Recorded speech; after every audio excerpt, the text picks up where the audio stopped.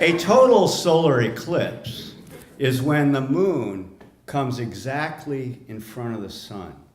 And by a cosmic coincidence or miracle or blessing on our planet, the moon is the exact same size as the sun and just perfectly blots it out. That allows us to see all that stuff around the sun like the solar corona. And the solar corona is the Holy Grail of amateur astronomers, people like me. Birders have their Saros cranes. Amateur astronomers have our solar eclipses and our solar coronas. My first eclipse experience occurred in 1963. I was an 11-year-old at a summer camp in northern Minnesota. There was a solar eclipse happening that summer. It was passing through Canada to our north, and where we were, the sun was going to be covered up 81%, just like here in August, same percentage. So you figure, well, this summer camp, they probably handed out eclipse glasses, and we all went outside and looked at it, or even better, piled us in a van, and we traveled up to the center line of the totality to see it? No. Because everyone knew back then, it was widely known that glancing at a solar eclipse made you blind. So the only thing to do that was safe was get all the kids in an auditorium, turn off the lights, pull the blinds, and play a movie the entire time of the eclipse. However, there was one 11-year-old who was not to be denied. I snuck in a piece of cardboard with a pinhole on it, got a seat next to the window, and as the movie was playing, I stealthily opened the blind and I held out the cardboard and projected an image of the crescent sun on the windowsill. But that was great, but of course that wasn't enough. So 16 years later, in 1979, I was a graduate student in Oregon, and we had a chance to see totality. It was coming through Washington, kind of like the one in August. It was similar path. And we traveled up to Goldendale, Washington, and in central Washington. We got up on a hill where there was an observatory, and we were all eclipse enthusiasts, and everyone fed off each other's excitement. And we watched as the sun narrowed to a sliver, and then at the last possible second, a bank of clouds moved swiftly over the sun, covering it out. We had that Holy Grail in our hands, and it was snatched away. Now, to make matters worse, you could see off to the east. We were on a hill, you could see far away. Big patch of sunlight on the ground. Those people, a minute later, were going to get totality, and we weren't. Our cheers had long since turned to groans, and we tried to cover up our disappointment as we retreated from the hill and went back to our lives. But my second chance, I forgot. I realized I got an idea of what I missed back later on in the 80s. I went to a star party in Vermont, and one of the presentations they had there in the evening was from a well-known amateur astronomer, and he took a telephoto movie close-up of a total solar eclipse during the entire thing. And it was really cool to watch, but the audio, he went out, he traveled to this eclipse, some exotic place, I don't remember. He went with a female astronomer, a colleague, and the audio recorded their reactions to the eclipse as it was unfolding. And all you heard were cries and moans of ecstasy by a male and female voice, and you swore something else was going on off camera. The audience was rolling in the aisles, and I resolved, I got to get that Holy Grail. It's got to happen. But, marriage and child raising intervened, and it was another 19 years.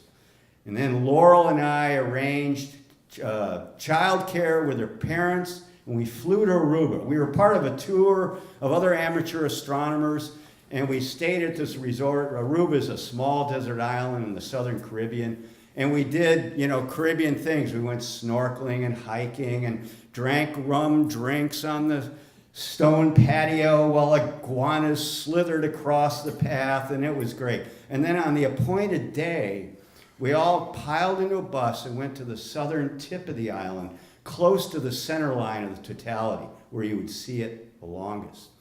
And we got there and got out and it started raining. All that planning and arrangements and money spent for this, but cleared up. You know, ocean weather does that. And we had a view west over the ocean, and but the sun was up in the sky, unobstructed. Well, no paper Eclipse glasses for me. I had a pair of giant tripod-mounted 20 by 100 binoculars. You couldn't hold these in your hand.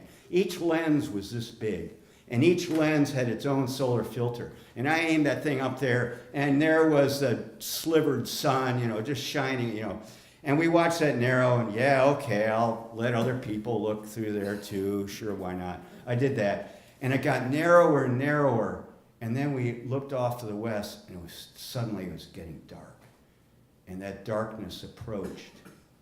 And then all of a sudden the darkness came over us, and there it was, the total eclipse, the Holy Grail. It was awesome.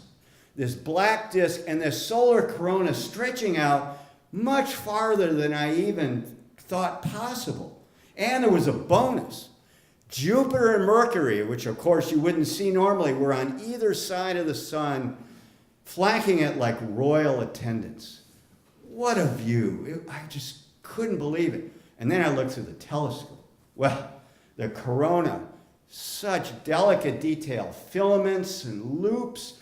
And then there were little flames coming out. Those were the prominences of the sun. And it was just like, I could watch this forever. But I shared views through the binoculars, But at the last minute, I got back on, watched the end of it, and at the very last second, this fiery red rim appeared. What was that? And then, of course, I had to turn away because, the blinding sun came back. Well, that was the chromosphere. I didn't even know the chromosphere existed. That's where all the interesting magnetic phenomena go on the surface, like sunspots and stuff. So that was a neat discovery, just like the planets. Now, the minute totality ended, we started packing up and leaving. It was sort of like when the credits roll at the movie. You're so emotionally exhausted. You've given 4 minutes of your life, and you're done, and you don't care. We just watched this movie for an hour and a half with a great excitement. It's just playing in reverse. But nope, we're done. Let's go back, So we packed up and went back to the resort, and of course, drank to victory. It was just an amazing thing.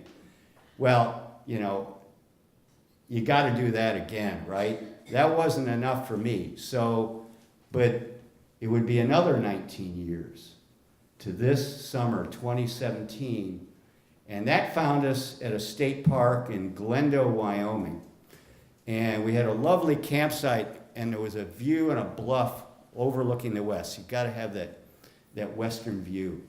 I couldn't sleep the night before. A cloud would appear, and I go, crap, And I watch it, and you get out of there, you leave. Another cloud would come. So I had to stay awake to make sure the clouds got out of the sky, But I finally got up at 4 a.m. and went up to that nice perch over the bluff.